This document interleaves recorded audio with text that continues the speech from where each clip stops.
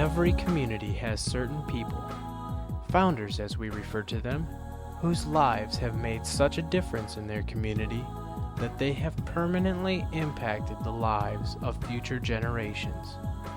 Often, we only hear the names of these people.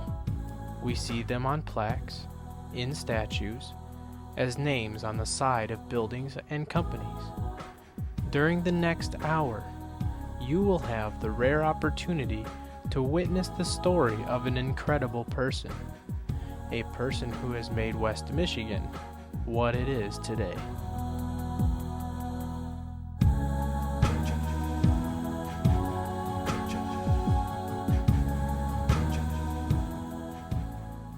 Welcome to West Michigan Biography.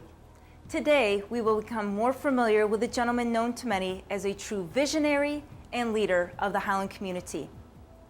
His association with Holland began over 40 years ago when he and his wife moved to the area to open a tire and supply company.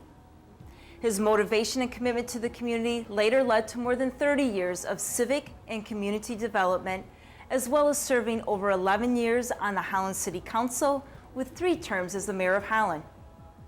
Leaving public office in 1979 to pursue his interest in economic development, he then took on the role of president of HeadCorps, along with a 20-year position leading the Holland Area Chamber of Commerce. Whether volunteering for the Tulip Time Festival or meeting with city officials to discuss new ways to improve the quality of services to the Holland community, Lou Hallacy has always been a man with a focused consistency that we have all benefited from. We hope that you will learn from and be inspired by this founder of West Michigan, Mr. Louis Hallacy II.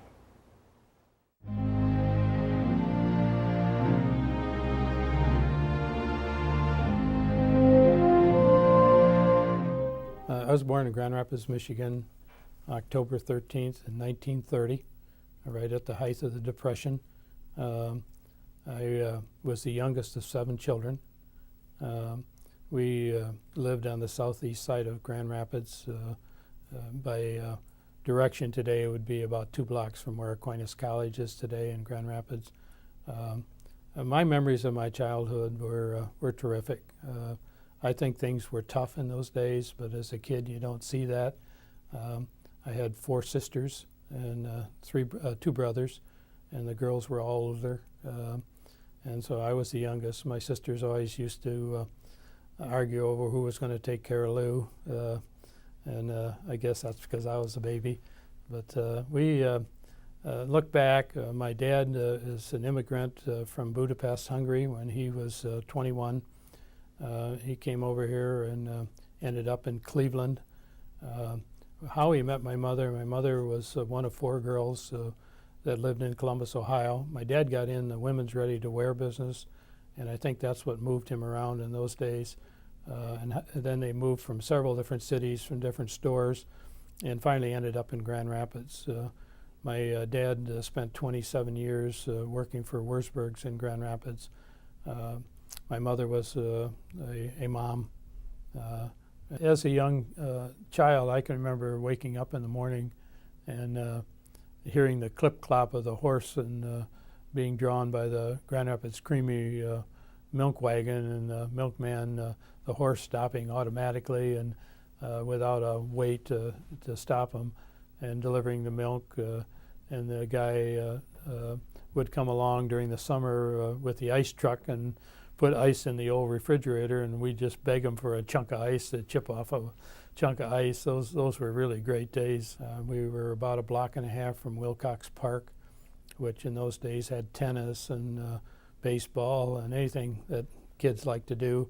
There was an old swimming pool that was built, I think in the late 20s, early 30s, that was deserted, but at the end of that they had a shed, and during the winter they had a potbelly stove in there, and we'd go over and ice skate. And we always had a rule, we could play all day, but we better be home for dinner. And that was the rule. And then the evening, if we were good, I guess, we'd go out and ice skate during the winter. We had just a lot of fun, and I think that those are times that you just don't forget.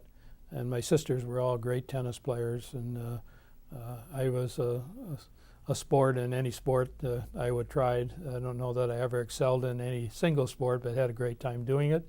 As a kid, bumming around Wilcox Park and playing, we used to, we're right next door to the Low Estate, and that was in those days, and it's now Aquinas College, and that had a 8 to 12 foot fence with barbed wire across the top, and they had a great orchard there. And of course, we were attracted to the orchard, so we would scoot up over that fence and not a problem. And one day we got caught there, and dogs pushed us up in the tree. A couple of dogs, as I remember. The older it gets, the story gets bigger. But the caretaker came down and got us down, took us up to the main house and in by the fireplace in the main room there, and we thought we were really in for it. And in comes this gentleman, and he gives us coffee and cookies and tells us, "Now look at, fellows, we don't care if you come in and share the fruit or whatever, but we don't want you climbing over the fence. You're going to get hurt." And he said, "So in the future, when the gates open, come on in. And when the gates close, we prefer you didn't come in." And so that was a great experience as a kid. And of course today I ended up serving as a trustee at Aquinas and had many meetings in that same building. And so it all comes back around, but those are great times. We were about 2.5, 3 blocks from St. Thomas School, Catholic school that I attended through the first through the 8th grade. When I graduated from the 8th grade to go downtown to Catholic Central in Grand Rapids, there were 9 girls and 8 boys. So it was small class, but a great school, and still see some of those people yet today.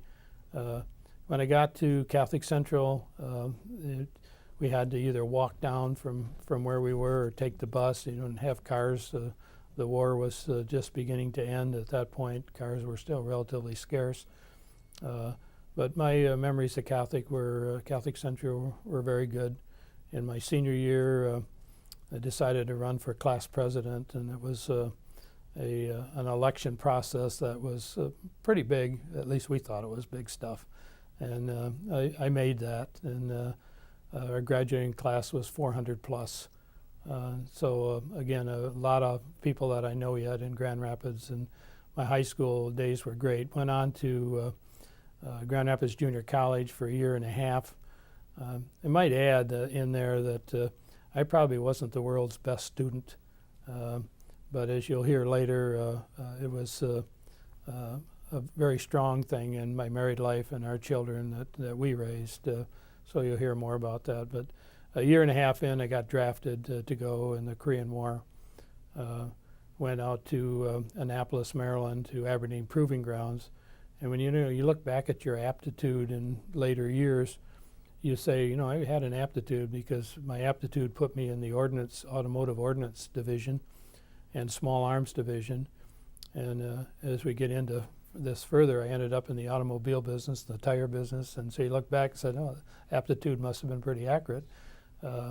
But from there, I got shipped over to Germany. And one of the young fellows that lived about a block and a half from myself, we knew each other all our lives, turned around, and his name was Kelly in Hallacy, and he was 3 people behind me going over and 3 people behind me coming back, but I never saw him the whole time we were over there. I went to Germany, got put in a ordnance depot just outside of Frankfurt in the Taunus Mountains. Spent a little over a year there before I came back. Great experience, had an opportunity to travel in several of the different countries. Very proud of the fact that we were in Italy and went to the Vatican. It happened to be on Ascension Thursday, and stood probably 20 feet from Pope Pius XII. Totally unexpected, and had the opportunity to travel down to southern Italy, and those were good memories of the time we had over there. The only thing we probably didn't like is that we had to live out in the field at least 30 days every 60, 90 days. So we were in the field a lot. But we lived worked out of semi-trailers, but mandatory we slept in tents. That was never my forte. We didn't really care for that. But anyway, came back to Grand Rapids and didn't know whether I wanted to go back on to school.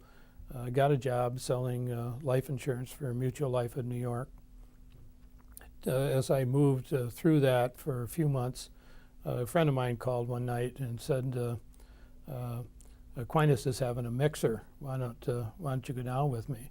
At the mixer at Aquinas, there was a group playing bridge, and I had played some bridge when I was in the service, and so they needed a filler. And I spotted this gal, and it was just love at first sight. And her name was Madeline Fettig. From then on, it was just a matter of history.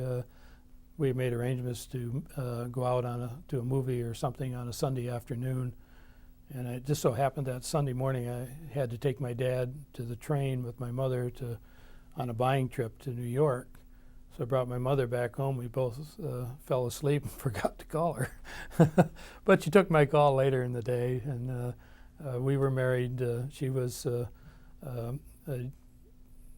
she was a senior at Aquinas College in Grand Rapids, had come from Petoskey. And we knew each other for about 3 months and got engaged, and then a year and a half later we got married. And the first visit to Petoskey was the furthest north I had been other than Big Rapids in my life. I'd been all the way around different parts of the world, but never made it to northern Michigan.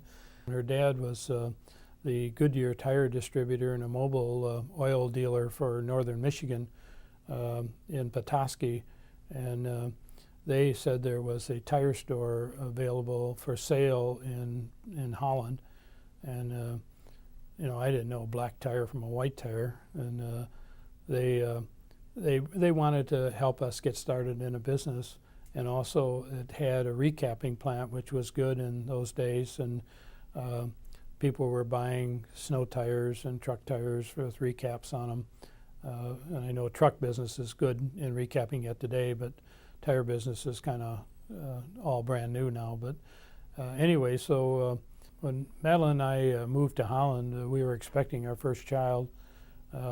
We were able to lease an apartment in the Temple building on 10th Street. And our first exposure to Holland was waking up. I was working day and night trying to start a new business, and waking up and hearing the Klompendampfers practicing outside our window. We didn't have a clue what was going on, but we sure got educated in a hurry. We lived there for about a year and then bought a home on 35th Street and had a second son there. And then a few years later we had our daughter. We have 4 boys and 2 girls. And we had a chance to buy a house down closer to school and a church on 15th Street. So we bought that house, and as I got to work for Ari Barber in '67, we had an opportunity to trade our house for a house in Holland Heights, and which was closer for me to work, but a little further because in those days they didn't have a school bus, so my wife had to truck the kids back and forth, and at 8th and the highway was just a little flasher light. And so that was always a little bit tedious, but it worked. Well, I tell you, 4 of our children are married, and we have 12 grandchildren. And I always tell people if I'd known they were so much fun, we'd have had them first. We just recently had the opportunity of having all of our family together, all 24 of us. The first time in 17 years, we celebrated our 50th wedding anniversary in Petoskey, as I mentioned, and it was just great to see those grandchildren all grown. The oldest one is 27 and the youngest is 3 years. So we got a great spread there and lots of fun to come yet. A lot of people, when they move to a community, get involved in a newcomers club, that sort of thing. We did not do that, and I really don't know why. But we're both somewhat outgoing people. And we met some people through the JC movement. There were people our age, and we got to be good friends with Judge Townsend and Gordon Cunningham, people like that came on and grew in their lives also. But my wife's support of getting involved in things was just automatic. I mean, we got active in our church. We were in a church study group, and we met a lot of people through that. When I got into the JC, she was in the JC auxiliary, and you just you kind of you're either with it or you aren't. And we both always thought pretty much alike, and it worked out very well for us. As we moved along, I became president of the Holland JCs in the early '60s. And that requires more involvement. You go do this, do that, and we always did it together. And to me, that was the important thing. And then in '63, the tire business was going more and more to the major manufacturers' outlets themselves. And you could see the individual recapping business was waning. I must say that during those years, the support I got from people in the community that helped me go on to what I have done were just unbelievable. I'd be amiss if I didn't mention the Cooper family who ran Holland Motor Express were just really helpful to us in helping us get started, and the Padnos family, Seymour and Stewart were really responsible for us getting a lot of tire and service business, and that was help. When we first came to town, John F. Donnelly, and those days Donnelly was making home mirrors, and that goes back a few years, but those people were extremely helpful. And my first run at politics started in '64 when I went on the Board of Review.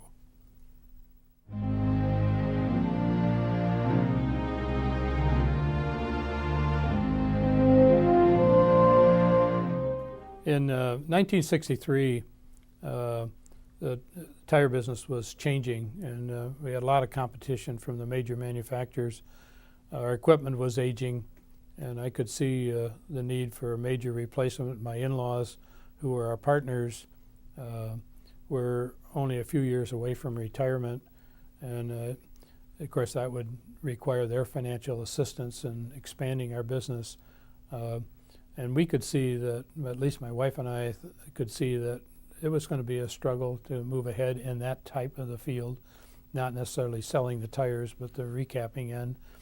And Holland Motor had told us that they were moving their major services for repairs to Grand Rapids, which meant we had to open a store there. And so we opted to try and put it up for sale. And there were a few anxious moments between your in-laws and your wife and yourself, but it turned out we found a buyer, and Bob Barber from Ari Barber had contacted me and showed an interest in hiring me.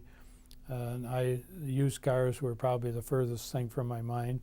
So I took a job with Kelly Springfield, covering outstate Michigan for Kelly. And I did that for about 10 months. And with raising a young family, it wasn't my idea of being away from home. So I decided that maybe I should be looking for something else. Well, while I was away on a trip, Bob did call and talked to Madeline and said, I'd like to talk to Lou. And so we went from there, and a month or so later I went to work as his leasing manager, and worked for him for 18 years. Was very much a part of the operation from the leasing to the sales over the years. In that kind of business, you fill in wherever you're needed. And we took the leasing company and grew it. He was a nationwide leasing company and had sold that off and wanted to concentrate more in just West Michigan, and which is what we did. Looking ahead, well, in '66, I talked with Bob and said, there's an opportunity to run for councilman at large. But, I don't know how well I'm known, but Hallacy Tire had been out there. So I ran for councilman at large, and of course did not make it. And then in '67, there was an opening in the first ward, which we lived in, and we had just moved into Holland Heights, and put my name in, and that's how I got started in council. During '65, the Barber family built a new facility at 31 and US 31 and A Street, which is still there today. And those were great times. And again, I have to come back to Ari and Wilda, and they were very, very helpful. And without them, my political career would never have started. As time moved on, and in '68, I had to run for my own seat and the first ward, and of course got elected. And those were the last years of Mayor Bosman's. He had been mayor, was mayor for 10 years. And in 1971, I'd looked around and talked to some people and said, you know, now there's going to be a change in mayor, maybe I ought to run. And so I talked to my good friend Bill Lamb, and Bill said, no, I'm not going to run. And Lamb is a long, well-known name in Holland. But at the last minute he did, and that was after I had my name already out there. And of course Bill won and turned out to be a great mayor. He only served one term, but really started to move the city forward in the 70s. Under Bill, I had the opportunity to serve as mayor pro tem, which also gave me exposure to Planning Commission. And in '73, when Bill said he wasn't going to run, I did run and got elected and ran for 3 terms, retiring in '79. During that time, the city went through a major transition. A lot of things happened. We built the Park and Cemetery building. For those that go back a few years, way back when they had their park department stuff stored here and stored there. And where the Collin Park Fire Department is today, that used to be little sheds where they held their lawnmowers and stuff like that. And so we built that facility. In '76, we formed the Building Authority, which gave us the financing arm to do some of those things. The stadium was built while I was mayor, and that was built with the help of a Ford Back to Work grant. Gerald Ford was president then. We had there's an interesting story there. We knew the grant was coming, that we were eligible, but we had to match it. And so I got a group of businessmen together at the Holiday Inn on a Saturday morning for coffee. And somewhere in the archives is the placemat where the commitments of several thousands of dollars was made over coffee that morning to support. And then Hope College, of course, stepped up to the plate and were matching also. And so there again, there's that town-gown relationship continues to show up. And the stadium story, you know, we were playing at Riverview Park, which was flat and muddy, and we thought we were getting away from that. And when it was announced that we were going to build a stadium, a lady came into my office. And in those days, right behind where the stadium was built, that's where the city burned all their stumps and trees. And of course, you could burn all that stuff in those days. And she said, Mr. Mayor, you can't build there. It's full of springs. And she said, those springs move all over. My husband worked there for years. And so we gave the engineers that information. Well, we built the stadium, and there's an editorial in the file somewhere that call it Hallacy's fallacy, and that they're still struggling to a degree with the springs in that site, but the stadium has served well. It's a great asset to the community. I think one of the highlights of when I was mayor, a lot of things happened. There's too many to cover, but was the visit of the President of the United States. That had never happened. We've had whistle stops, that sort of thing. We were entertaining the mayor from Mount Pleasant for Mayor Exchange when that call came in, and had the opportunity. Susan Ford was already our Grand Marshal, but he was going to be an honorary marshal. He was taking the train trip from Flint to Kalamazoo and then going into Grand Rapids for a fundraising dinner, but they helicoptered him into Holland. That decision was made at 10 o'clock on Thursday night, and by midnight they were moving stuff into the Michigan Bell building on 10th Street.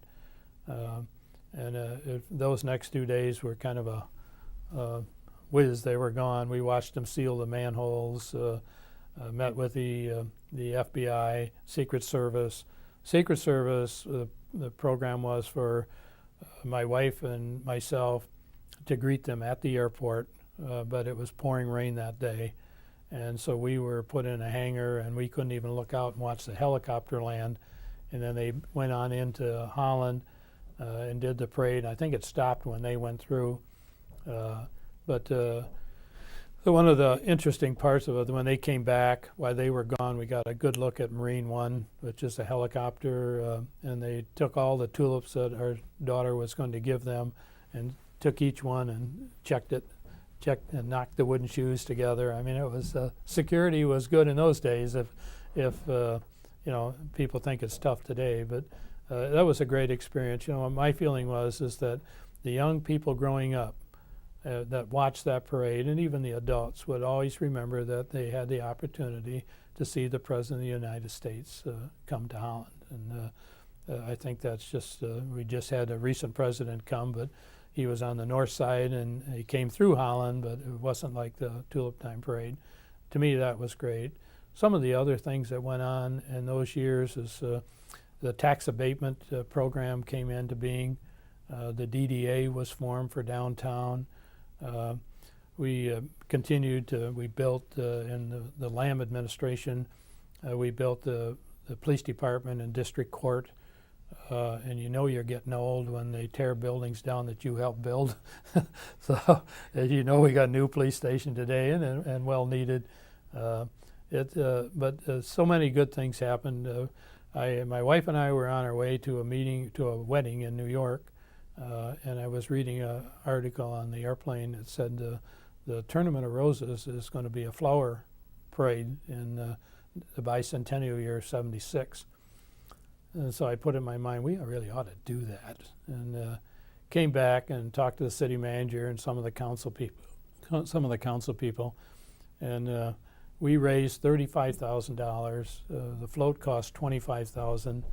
And there were 7 of us that rode in the Tournament of Roses parade in 1976. And believe it or not, this is the 30th anniversary coming up this year. Great experience, great exposure for the city of Holland. In those days, we were rated as one of the top flower festivals in the country. And the award we received was a picture of our float that signified that we were the award winner of cities outside of California under 100,000. And again, no tax monies in that. We did swim meets. We had just a great group of volunteers that helped us with that project. Something again to show off your community. When I got elected mayor, you know, it's a very part-time job. But it becomes a very full-time job because no matter where you go, whether it's a ribbon cutting or a groundbreaking or whatever, my program was to hold office hours on Wednesday afternoon, and I had pretty good attendance. People would come with questions or whatever, but the average day, I was busy selling cars. You know, when you're gone, nobody sells the cars for you. So that you have to do a balancing act between the two. And it worked very well for me. One thing that I learned from being mayor was that you have to be very punctual and you have to be very programmed as to where, when, and how, and follow a good management process of your time. When you have a family of 6 young kids, in 1973, when I got elected mayor, I had a son just entering Hope College, or getting ready to enter Hope College. When you're the children of a mayor, you have to be extremely careful what you do. We're always reminded of the story we'd load the kids up and go to Russ's for dinner, and they'd go ahead and order because Dad was always talking to somebody, and you know, and Dad knows everybody. You know, those are the kind of things that I'm sure the councilman and mayor get yet today. But you know, I think the unique thing that worked well for me is that I fully understood where the city manager was coming from. And again, I was so fortunate to have the years I was mayor. I had Bill Boff and Terry Hoffmeyer, both excellent city managers, and it was their job to run the city. They hired the people. And as long as you understood that, you had no problem. But you don't, you know, there was never a real infringement on those responsibilities. And but their responsibility was to keep me informed so that you don't get caught shorthanded on what's going on. And it worked very well. The the time I spent, I just loved it. I thought it was great, you know, to represent a community like Holland, and no matter where you went, everybody knows. If we were on a trip, and I'm sure that other people run into that, where do you live? I live in Holland. Oh yeah, I was at Point West, or I was here, or I was there. It's just a great community to be a mayor of a community like that was something that I never dreamed would happen. But you know, it just happened, and you just hope that you do the best job you can for the community. As my term began to be up in '79, I had made the decision not to run again. Had looked at the opportunity to possibly go to Lansing, but decided with kids going into college, et cetera, that wasn't what I don't want to be away from home, and that maybe I might go back to school. And then R.E. passed away in '80, and that's when I decided to pass up the schooling. My thoughts were maybe I could teach political science, but the chamber came a calling, and 20 years went by in a hurry.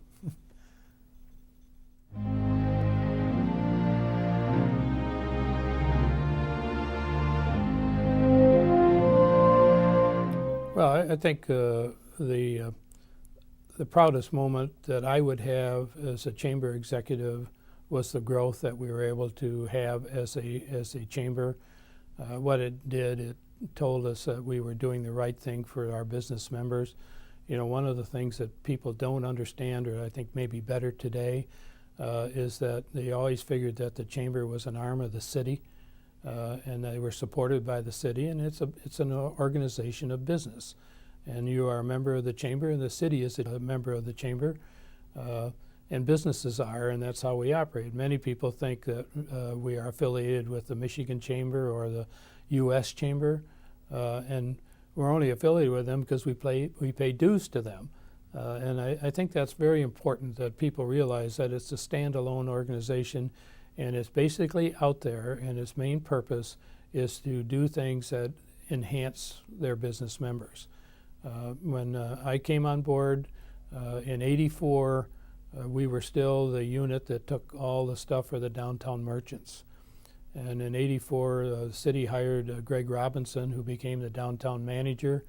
And I think there was some real concern that we were not going to get out of that. And we handed it over to him. When you look at what we've got today in 2005, it's wonderful.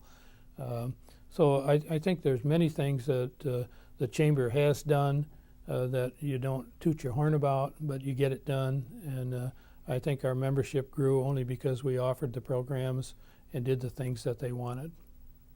Well, in 1981, the chamber came to me, or in late 1980, and we're looking for a new chief executive. That in those days, the head of the chamber was known as the executive secretary, but they were in a position to name the person president. And so my first obligation as I came on board was to begin to run it more like a business, although I have to commit that the chamber had a real sound financial and structure. My predecessor ran a good ship, but it was time for a change. My first objective was to grow the chamber. When I came in, we had about 500 members.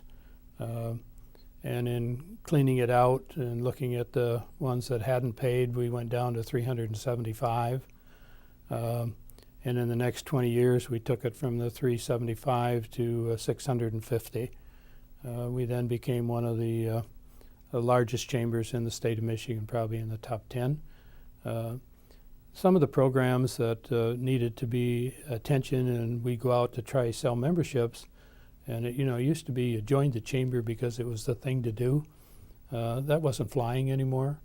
They wanted some structure to it, and so we used to hold seminars, and we might collect $10 from somebody to attend the seminar, and that gave us enough to buy the coffee and rolls for the meeting.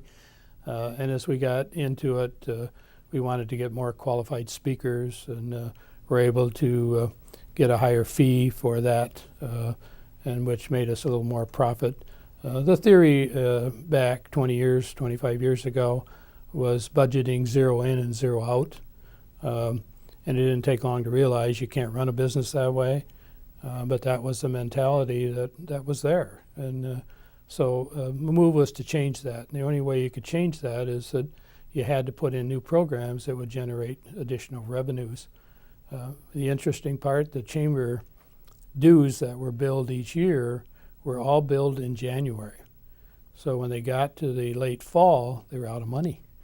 There was no cash flow. And that made it very difficult. So if you go back and look at the records, many of the programs we put in were staggered throughout the year so that we could have a cash flow as we ran the programs. Some of the key programs I think that were very helpful was a strong small business program, the seminar series that the chamber runs. Also Leadership Holland, I think we had looked for 2 years at leadership program. Ann Arbor, Kalamazoo had good programs, and some of our volunteers visited those sites. And when we put it in at a program that was first class. We weren't going to move around in cars. We had buses to move them around, and worked with the different places, and that is a thriving program yet today. The maximum goal we wanted was 30. I'm not sure we ever hit that, but we were very close at 27, 26 year after year.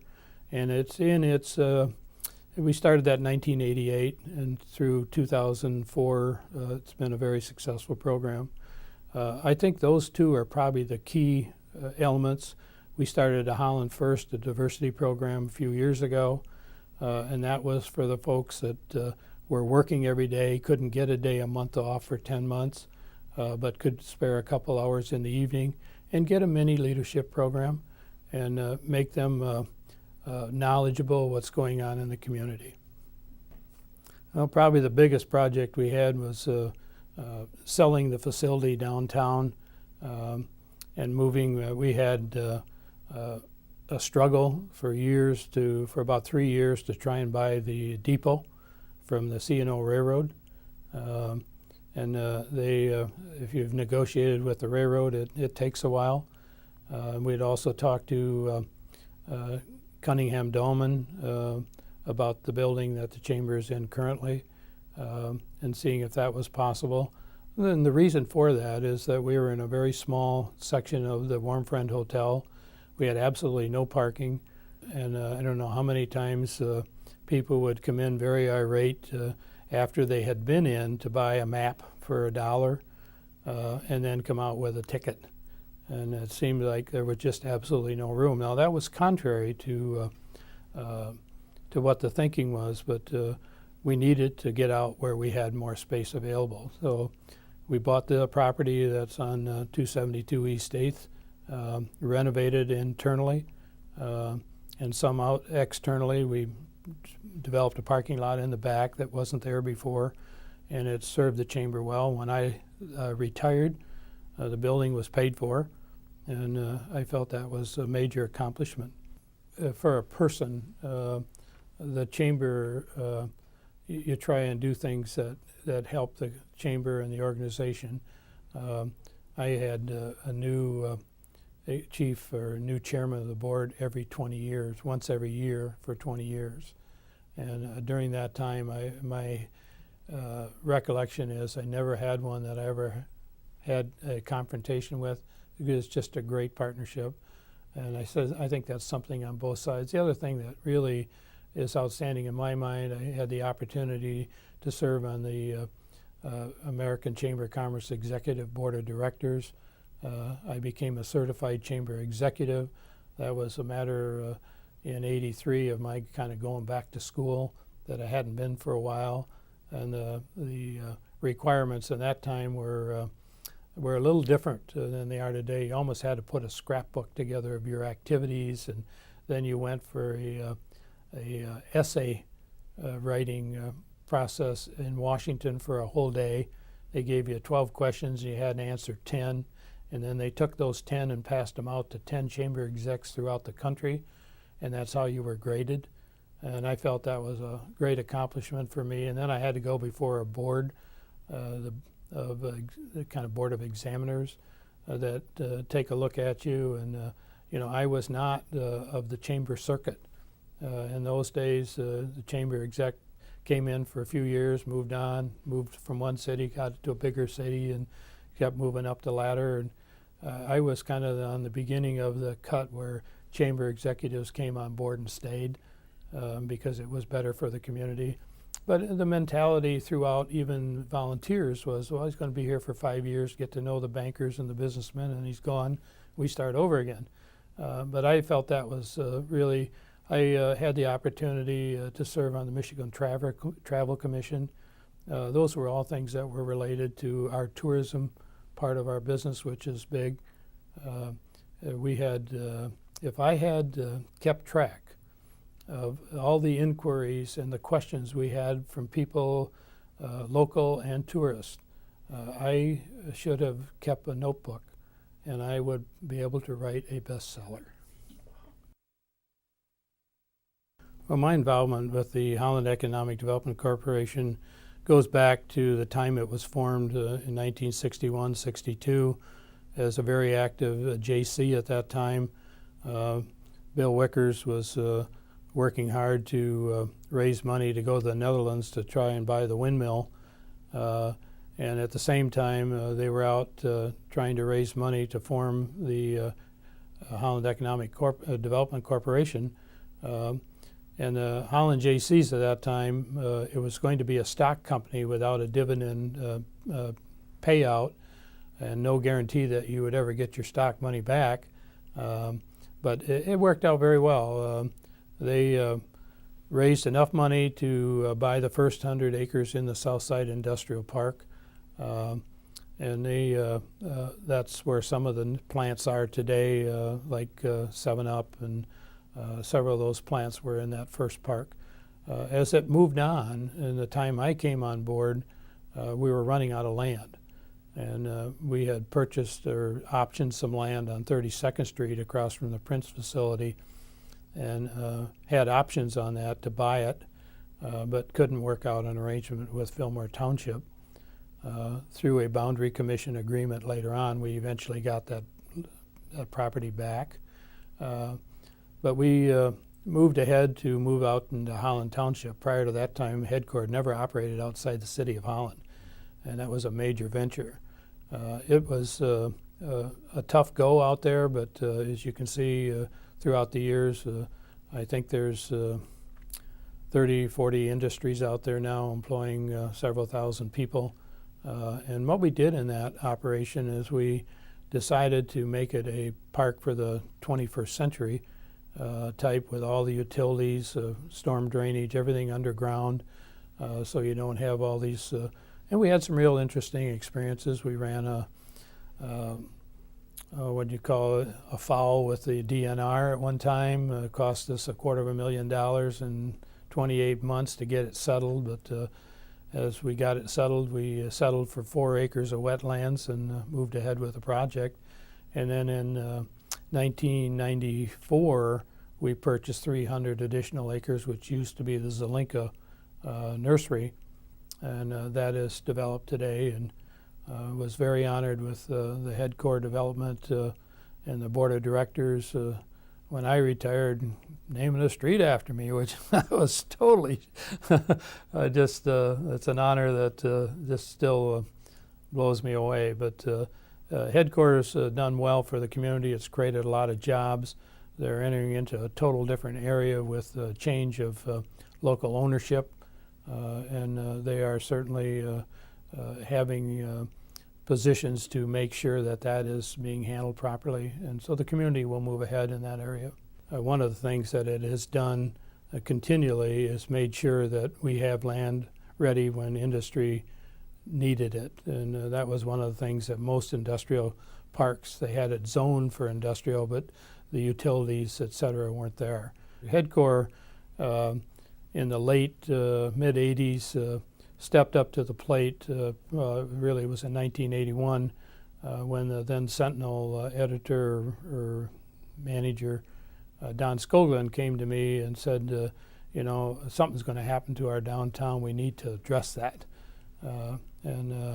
So we entered into an agreement with the city that, with a company called Zucchelli Hunter out of Annapolis, Maryland, to do a pre-study as to what the downtown needed. And you have to remember, back when revenue sharing came in the late mid-70s, we did a landscaping. Many of the trees you see on A Street today were put in that project. So the study came through and said we needed an additional study. Now that wasn't a surprise to anybody, but we did a full-fledged study. It showed that we'd need several thousand square feet of new retail by the mid-'80s. And by the mid-'80s, that was already there. It was before the mall and the downtown renovation. Headcore continued. I bought the properties for Headcore between 6th and 7th Street, between College and Central, and all those houses, and we were committed to being not to be a slum landlord. We bought the houses and tore them down or moved them. We also bought property where Freedom Village is today, so that if something were to be developed there today, we would have a hold on the property. Somebody couldn't take it away from us. And the last property we were able to buy down there was the Ideal Laundry Cleaners, and that's where the park is today. Well, when I retired, I did basically the same thing as when I got out of City Hall. You know, you can either continue to live your job or you turn it over to someone else. And I always felt very blessed that I've been able to turn and walk away and give it to the next person. And I've tried to, and I think I've done that with the Chamber and Headcore. And I've also done it when I left City Hall. It's somebody else's turn. 6 months before I retired, I wondered what I was going to do. When you're so active, I worked 5 years longer than I really had intended, primarily to work a reorganization at the Chamber. So I formed a little consulting company and was doing a little work with that, trying to still work on my golf game and perfect that, but that's not going as well as I expected. Some days it's right there, some days it isn't. We've been fortunate enough to leave in early part of the year and spend a few months in Florida and visit our kids in Georgia on the way and have some of the kids down to see us. And so basically I'm living the life of a retiree and I'm loving every minute of it.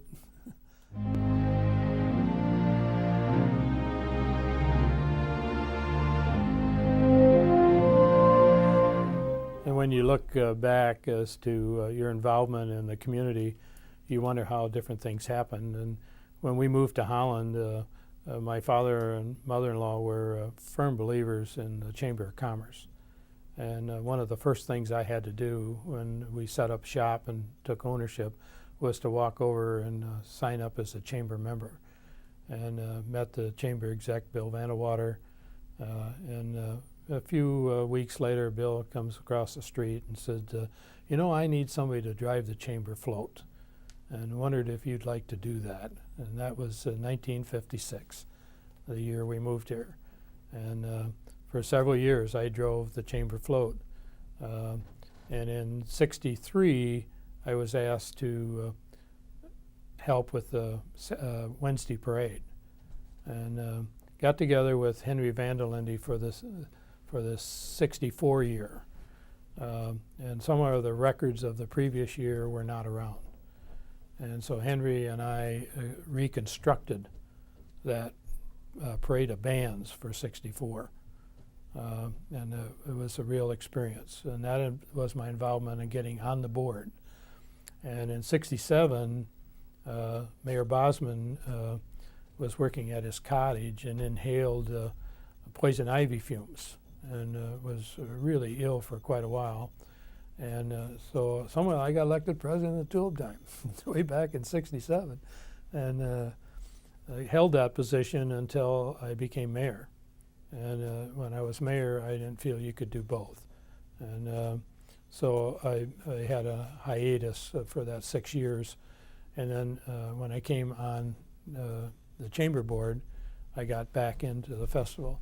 The festival for many, many years operated with a shop that opened in the fall and ran until the end of June and then shut down with a part-time director. I know that I can remember Bill Wickers and Bill Butler telling me that they'd go up the street, up and down the business district and try and raise money to start the festival up each year. You know, we wouldn't even think of that today. We could always see out there somewhere that maybe someday we could have a full-time director of the festival and operate it to stay competitive. And for many, many years, we had no other competition in the spring. There were no other spring festivals. Today, that's not true. And so you have to, and we had bus tours that would come out of the east and the west. We'd have them from all over. And today, bus tours aren't as strong as they used to be.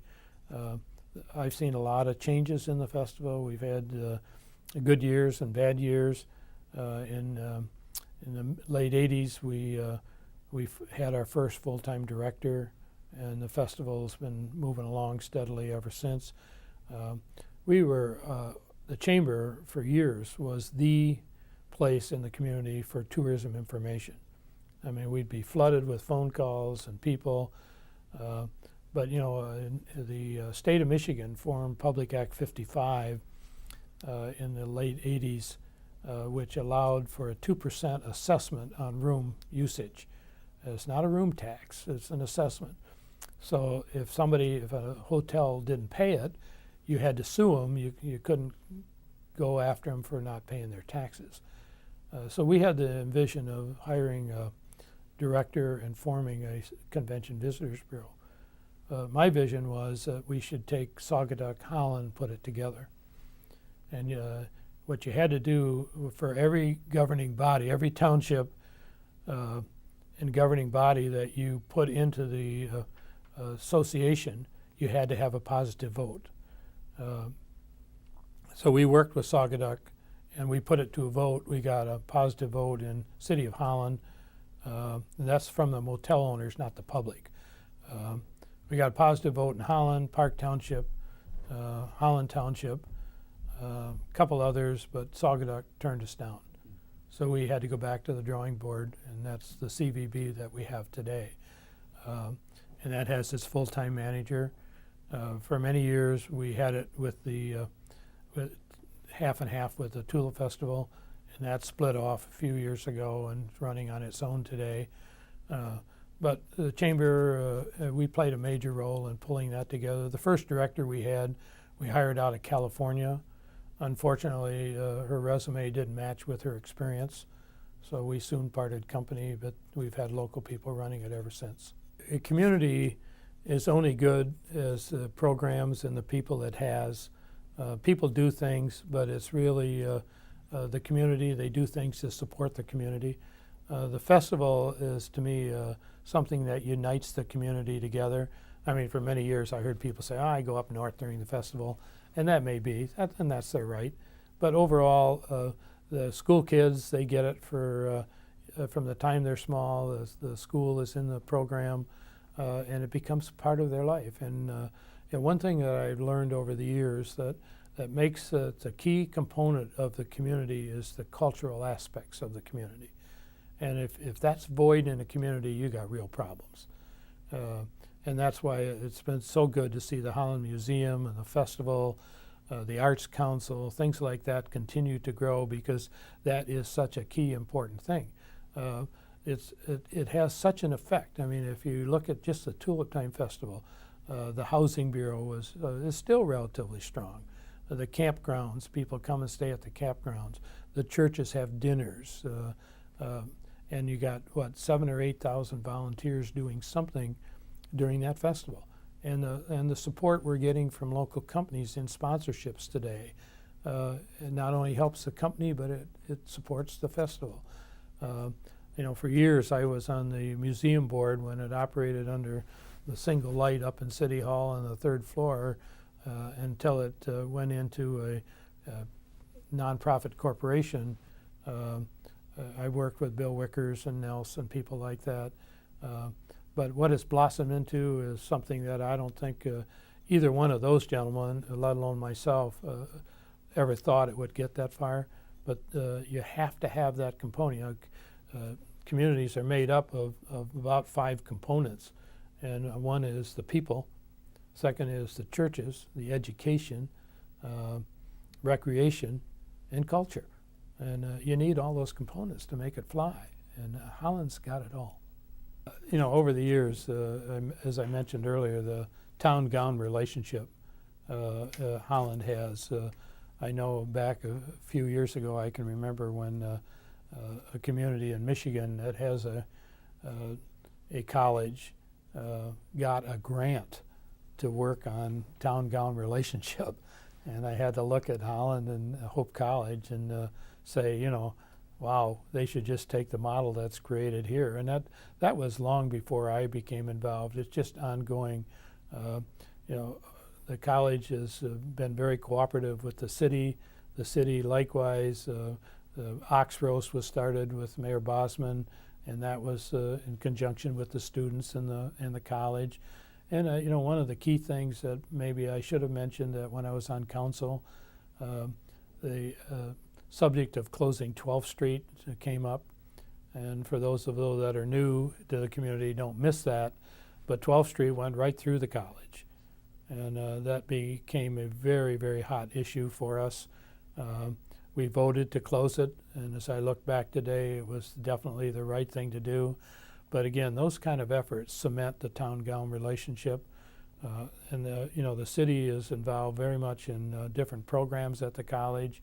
And again, the college has done enormous amount of good in the core city and the new buildings they're putting up and have put up. The student body, the expansion of the downtown and the many restaurants and shopping area, the central shopping district we have is open to the students. And so I think the future of working together with the college and the city is going to continue, and it's just great.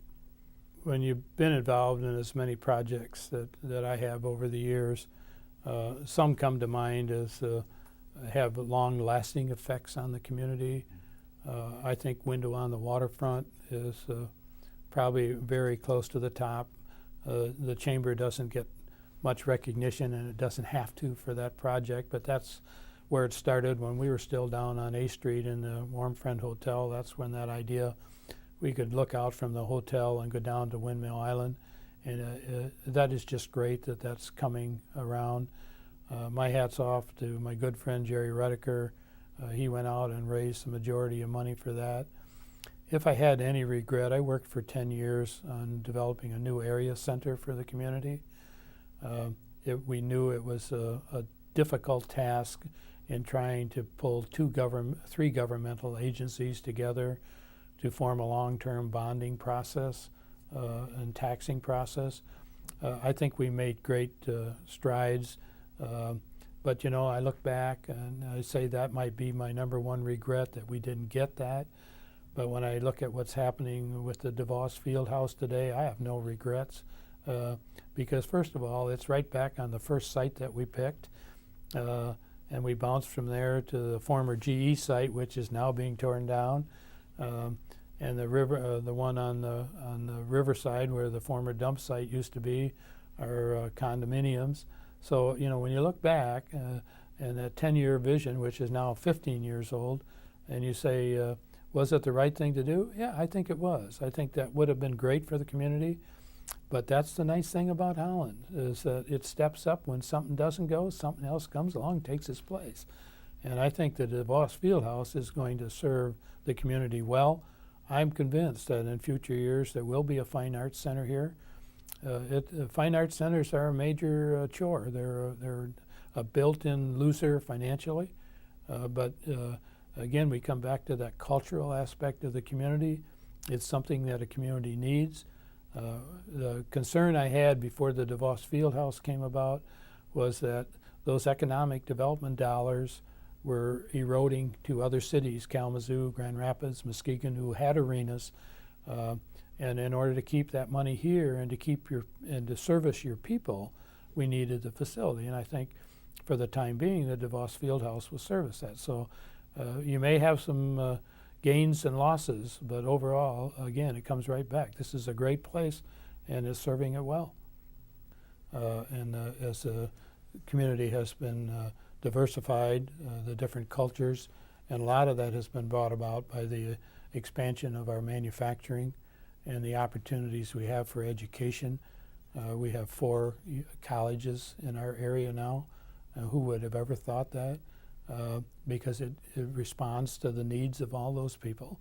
And the response we've had from those different cultures has been great. We saw that very clear the first couple of years we ran Holland First. A lot of that came out, that, you know, and so many of the organizations that have sprung up are organizations that support the diversity. And that's something that we have to live with. And every community has grown. The one thing that we've done is that I think we're growing together, and that's extremely important. Well, when I look at the future of Holland, I look at it in a very excited manner. Holland has a lot going for us. When you look at the opportunities that are coming here in the sense of having expanded educational opportunities, you have a great base in the religious community, a great choice of churches, great choices of schools that excel in education, and you have an opportunity in recreation that is not open to every community. We got a big pond out there that is open to us year-round. The other thing that is very promising in the future is that the infrastructure of the community has continued to expand and grow with the times. Again, I come back to the volunteer base. I encourage these folks to get involved in their church groups, whether it be study groups or leadership or finance committees, deacons, whatever. Get involved in the festival, whether it's just a part of a parade marshal or a board member.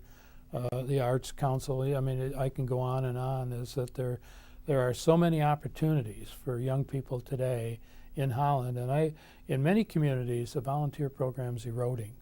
It's not happening that way here. And in the future, I don't see that eroding. And my advice to young people is to step up and take mom and dad's place and create a great place for your kids to live.